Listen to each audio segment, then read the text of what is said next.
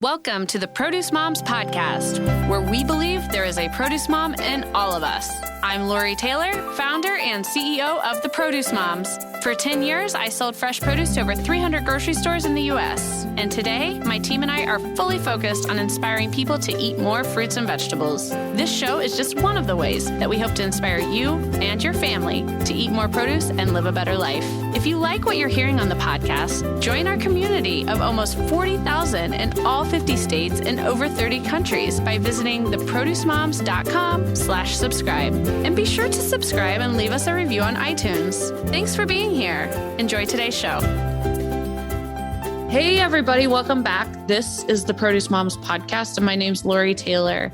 Hey, we're back. Another great week, another great episode, another amazing guest, and so excited about today's guest. It's actually, I don't know if we really talked much about my attendance at Expo West, the Natural Products Expo that takes place, well, typically on an annual basis. Obviously, the last few years have been very weird for events, but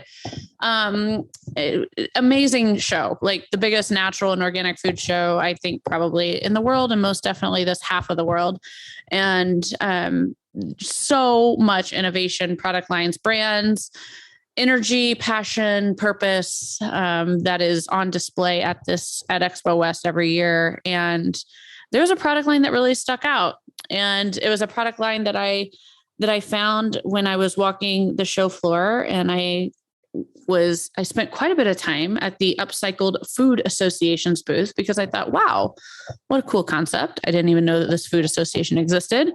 And they had all of these certified products that were carrying the Upcycled certified seal on them. And, there was one product in particular that, first of all, just the packaging jumps out at you. So it's very well designed, great marketing, phenomenal color scheme. And it's called Superfrau. And it's a beverage. And, I don't want to get too far into the story and the product line itself, because we actually have the founder of this company with us on the broadcast today, Melissa Martinelli. She's the founder of Superfrau. She is an incredible, passionate woman. She's built a product line around these values of sustainability that we're going to talk about today. I actually read an article about her after being, quite impressed with her product on shelf at that crowded expo, or on display, I should say, at that crowded expo.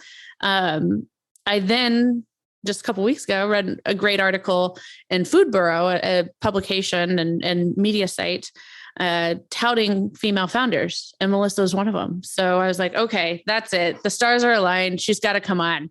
So with that, Melissa Martinelli, welcome to the Produce Moms Podcast. Hi, Lori. Thank you so much for having me and for such a kind introduction. I'm so happy to be here. Oh, well, thank you. I'm really excited about having you on. Anytime I can get a founder of a product that I fangirl over on this show, it's a lot of fun. But please introduce yourself to our audience. Tell us a little bit about yourself, your professional background. Yeah, well, thanks so much. My name is Melissa Martinelli. I'm the founder and CEO of Superfrau. Superfrau is a sparkling functional whey beverage that we use fresh upcycled whey generated during the Greek yogurt fermentation process. We capture it when it's fresh, and it would often otherwise be wasted in the supply chain. So we thought it has all these vitamins and minerals that are really good for us, and gut beneficial acids from the fermentation process. And it actually tastes really good. So we capture it. We infuse it with unique flavors. We give it a little fizz for fun, and we put it into cans for your enjoyment. So that is Superfrau. Superfrau means superwoman in German, and we're really embracing this female superhero, ready to fight food waste and climate change. And I got into this. My background is actually as an immigration lawyer. I was an immigration lawyer. Yeah, I was practicing deportation defense and asylum law for about 10 years before I did this. But my husband is from Austria, where there's a very popular drink there where they take this fresh whey, and they actually add juice to it. And it's beloved by many people in Austria. And he would talk about it all the time. And I just totally didn't understand until I tried it and was kind of blown away by how refreshing and kind of invigorating it was. And what really got me, though, was this when I learned about where the whey was coming from. When you make yogurt or cheese, much of the milk that goes into making that ends up as this liquid whey. In the case of cheese, it's 90%, like 90, wow. of the milk ends up as liquid whey. And in yogurt, and Greek yogurt in particular, because they strain it more to make the yogurt thicker, it's 2/3 of the milk end up as liquid whey, and it's loaded with vitamins and minerals, electrolytes, B vitamins, these gut beneficial acids. It's a pretty amazing liquid that's often wasted in our supply chain. So that really got me. And you know what gets me, Melissa, as you're talking? I just thought whey was a powder, like in a protein drink. I mean, it's like this never is really such a think about it, right? Right. It's such a wild concept, I think, where it's like I never really thought about where it came from. I just kind of thought it was like whey equals milk proteins. Right. And I think like around 40 years ago, larger cheese manufacturers started to dry and concentrate the whey for whey protein, but many of the smaller cheese makers and don't really have an outlet for it. And then in the case of yogurt, it's the pH is a little bit lower, so it's a little bit more acidic, and you can't dry it for protein powder. So there really isn't an outlet for it for human consumption yet, but we're trying to redefine it, not as a byproduct, but as a co-product. And that has been really challenging, convincing minds that, and supply chains, especially during these times, that no, we've got to figure out how we can keep this fresh and food grade and get it to human beings for its nutrition.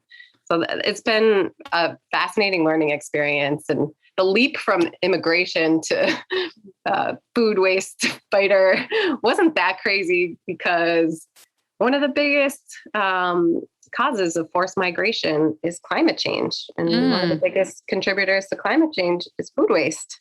So that was sort of how I rationalized it in my mind. It's this connected journey, even though most might not be able to connect those dots. Yeah. Very interesting. I didn't know that about forced migration being, I guess it makes sense though, right? Like, as you say that, I just wasn't aware of the statistic, but of course, as you say that, it's like, all right. So you've done a pretty good job of defining whey. It's the byproduct of the process of making cheese. Is it so in its natural form, it's always liquid, right? Yes. Yeah. And we call it, I'm trying to get people to call it the co-product, to value it just as much as the cheese or the yogurt. Truth. Because it's just as good. Yes. Yeah. Thank you for correcting me on that. So it's a co-product, not a byproduct, because a byproduct, you immediately think like trash. Right. Yeah. So it's changing minds is not easy. Right. So but we've made a product that's pretty delicious, and we think that will help change minds for sure.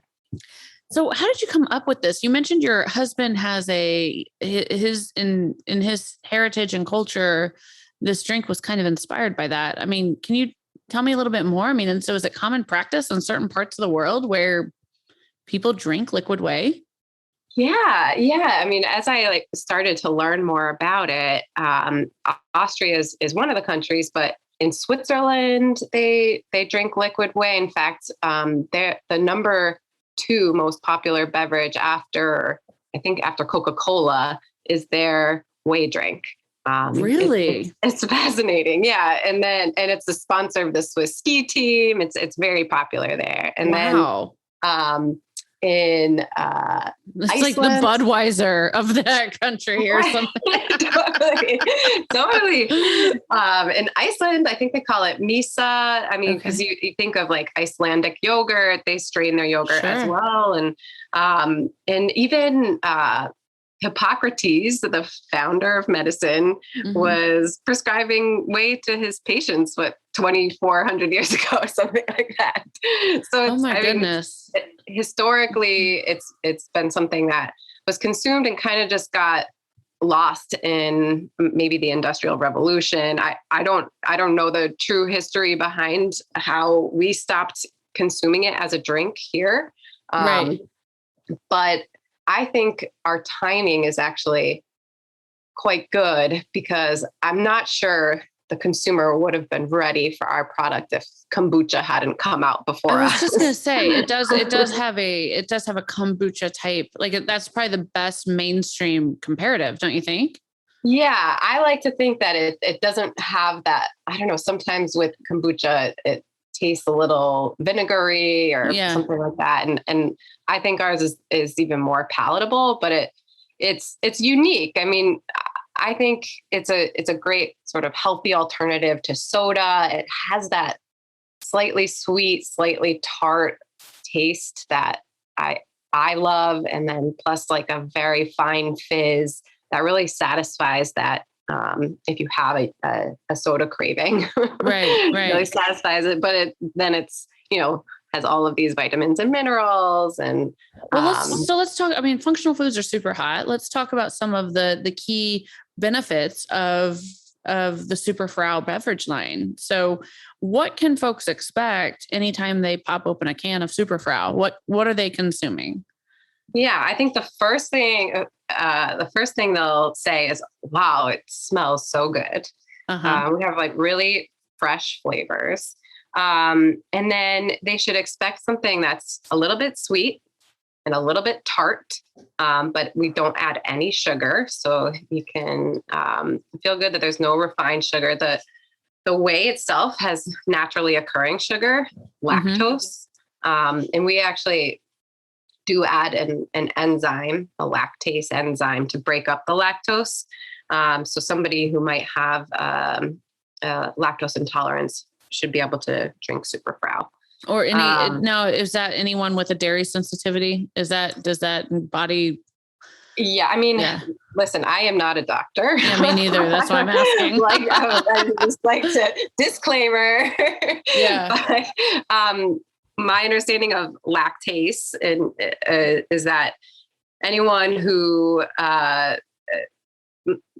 can consume something that has the lactase enzyme already in it, like lactose-free milk, or takes a lactase enzyme after they consume something that has dairy, and that's really their problem with dairy, then this should be okay. But some people have an allergy to a dairy protein, and all of that is still in here. So that's amazing. I would say, consult your physician is probably the safest. Yeah. I mean, definitely don't want to put you in a corner here to make scientific claims and whatnot. But all right. So is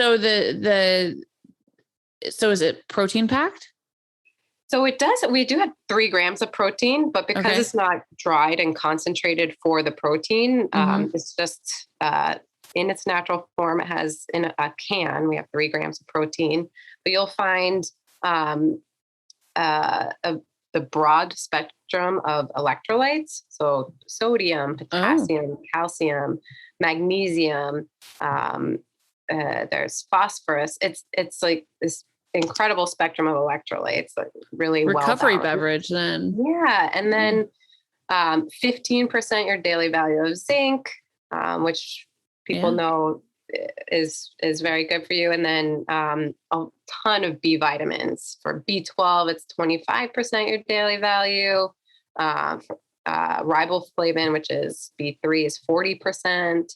And then there's B6 as well. So there's all naturally occurring. It's just crazy. We don't add anything in there. It's just natural super drink.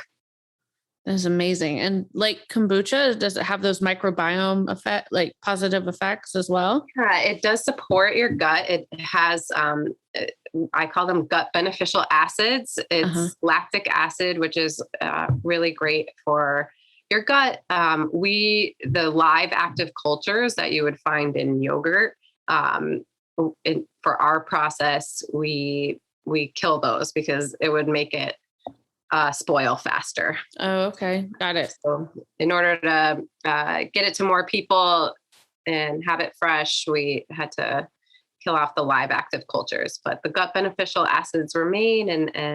So it's not only electrolytes for hydration and B vitamins for energy, but also it supports your gut. I was just going to say, it's like you're taking the highlight properties of your sports drinks, your energy drinks, your your gut beneficial, like your microbiome drinks, and you've put it into one can, and it'll curb your soda craving too. So it's it's amazing. So I'd love to now, Melissa, talk about the how I found you, the Upcycled Food Association and Upcycled Certified. Let's talk about it. Introduce people to what this certification means, and why, of all those booths at Expo West, why was your product at the Upcycled Food Association booth? Yeah, so the Upcycled Food Association is a great group of people that have come together in food and beverage that really care about our impact on the environment and improving our supply chain. There's a lot of food waste that happens in our supply chain, and we thought if we get together, we could do more together than we could individually. So the association is just a group of people that are trying to improve our supply chains, really. And then the certification program was sort of born out of this group. And the Upcycled Food Association brought on a third-party certifier, a group that certifies organic and other certifications that you might see on food and beverage. They added this upcycled food certification, and it's really quite a rigorous process of analyzing your supply chain and seeing, okay, at the yogurt manufacturer, what are they doing with this co-product? Is it going down the drain? Is it going to livestock? Is it going to anaerobic digesters?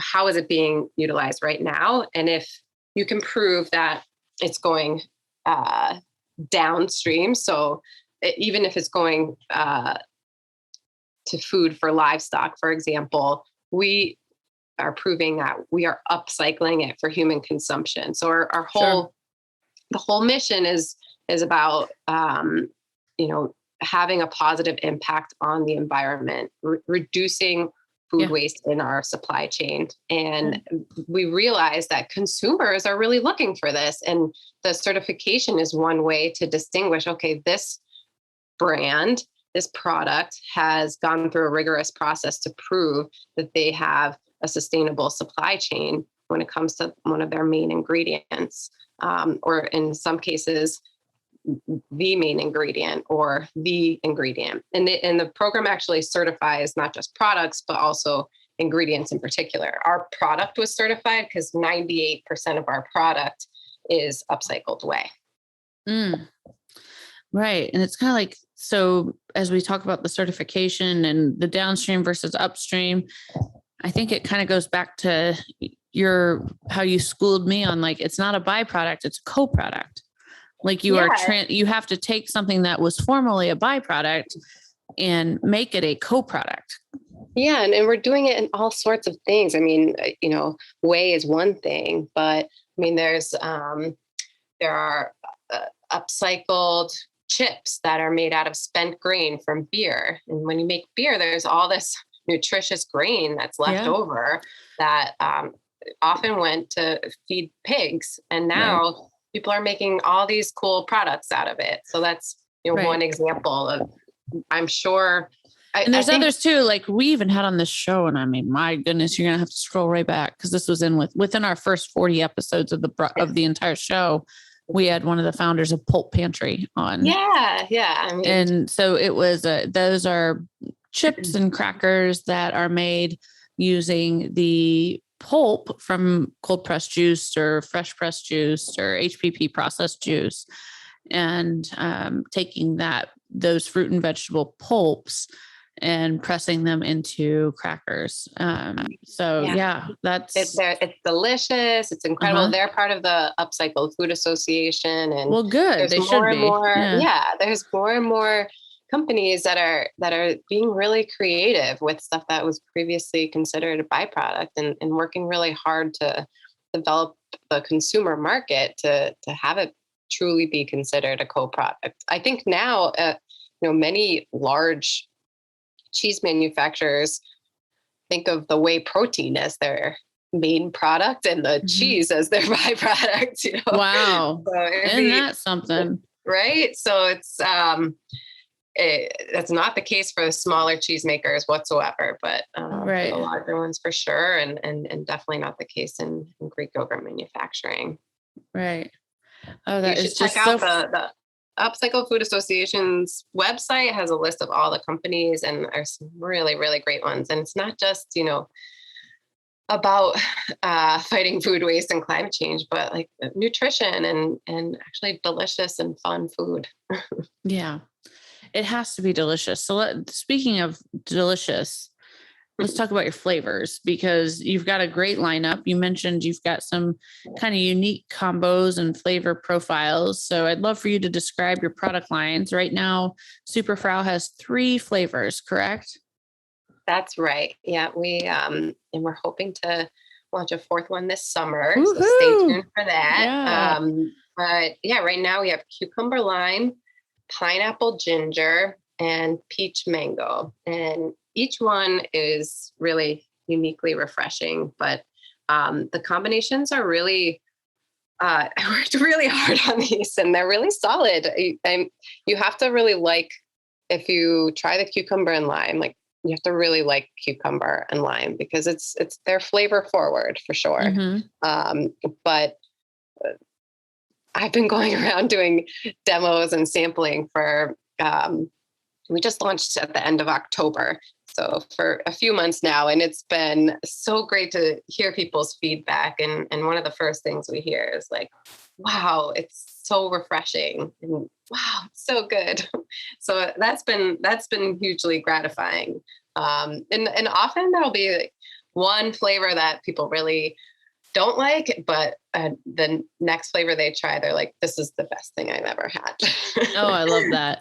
And Melissa, I have to restate what you just said. Did you clarify for us, please? Did you say you just started this business in October 2021? Yeah. So the business was founded in February of 2018. So it was a long journey of research and development. Right. But we had a prototype in the summer of 2019. And we actually got a grant from Pepsi in early 2020.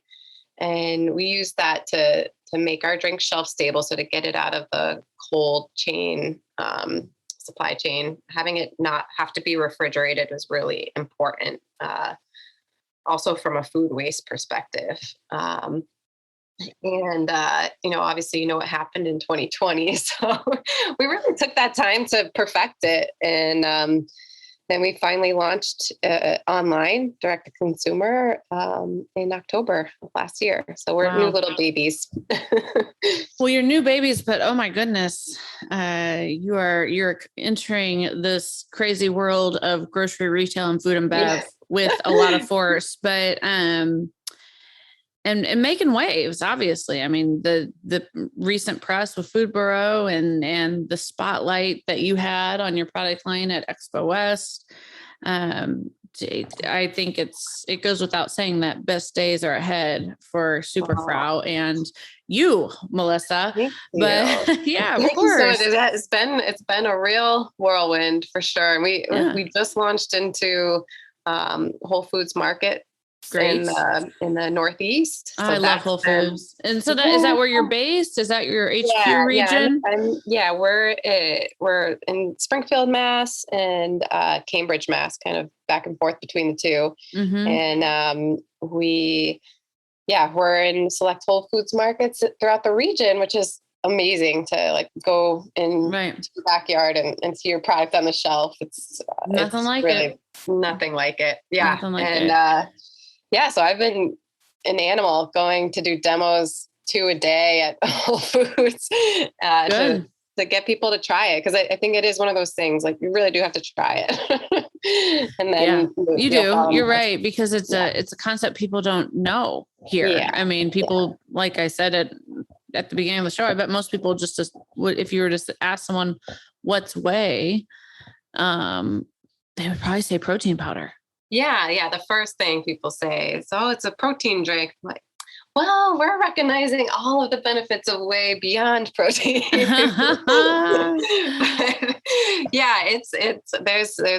it's tough when there is education, but I think more and more people are really interested in that kind of thing and learning about where their food comes from and their impact on the environment. And we're really speaking to them and connecting with them. So that's been awesome. And so before you got your product on shelf at Whole Foods, these early stages of manufacturing a beverage, did you go through the era where you were like literally making the Superfrau in your home kitchen? Yeah. I think there's mango stains on our living room ceiling to prove it, but we exploded a lot of bottles during fermentation in our living room. I thought somebody was breaking into our house once. It happened, but we started in our kitchen was too small, to be honest. We had to do it in our living room. Yeah. And we then graduated to a small commercial kitchen for women and minority owned businesses in Boston, which was wonderful. It's a commercial kitchen / incubator. And they really helped us learn about food safety and developing a product and manufacturing a product. I got a real great education there. And even there, though, I was hand filling bottles to sell in farmers markets and specialty retail. So it's, I learned a lot doing that. And then finally we figured out our supply chain and our process enough that I could pass it off to a manufacturer. And although I still, I'm very involved in that process, I was just manufacturing our yesterday.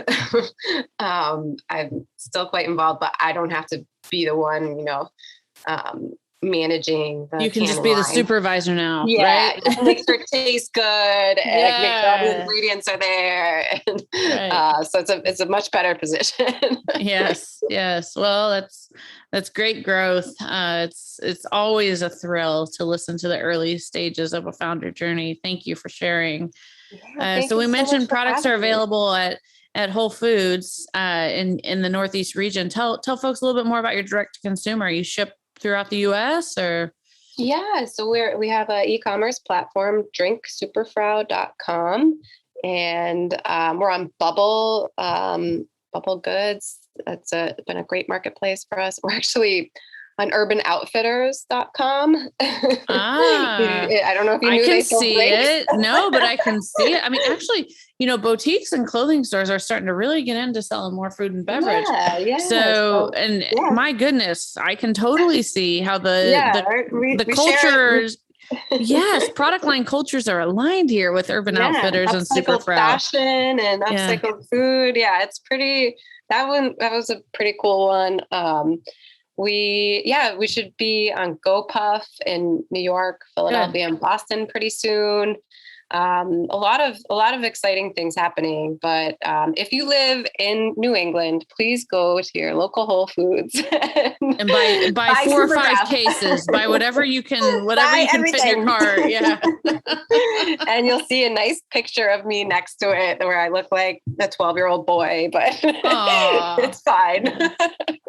Oh, Melissa, it's been a joy to hear your story. Thank you so much for sharing. And yes, I will echo her sentiments. Go to Whole Foods, pick up that Superfrau, hop online, treat yourself to this. I mean, is it safe to say? I mean, this is like a superfood beverage, and obviously it's super for the environment too. Yeah. And this manufacturing run that we just had, we finally have our upcycled certification on the front of our package. So you can look out for that new certification. Great. Well, thank you for educating us about that important organization as well. Melissa, it's been a true joy to meet you. Thank you so much for having me. Oh my goodness. You are welcome back at any time. We're going to have you back on and celebrate some of these inevitable milestones that I just sense are coming your way. And I look forward to my next delivery of Superfrau, and I look forward to following all your success. So congratulations. Keep up the good work. I am so glad that our paths have crossed and I was able to learn more about your product during my recent trip to Expo West. So just very impressed with what you've built. So I hope you're very proud of yourself, Melissa, because you deserve a moment and you deserve people to pat you on the back. So congrats. And everyone, please check out the website, drinksuperfrau.com. And Melissa, with that, you get the last word and the closing remarks for today's show. So the mic is yours for our goodbye. Thank you so much for having me here. And I just feel the same way about you. So it's a mutual love here, and just appreciate the opportunity to share our story, and love what you're doing. And I hope to talk to you again soon. Thanks for joining us on this episode of the Produce Moms Podcast. If you or someone you know would like to be a featured guest, just send an email to Lori@theproducemoms.com. We know there is a produce mom in you because there's a produce mom in all of us. Join our community on Facebook and all social platforms. Help us change the way America eats. Thanks again for listening, and we'll see you next time.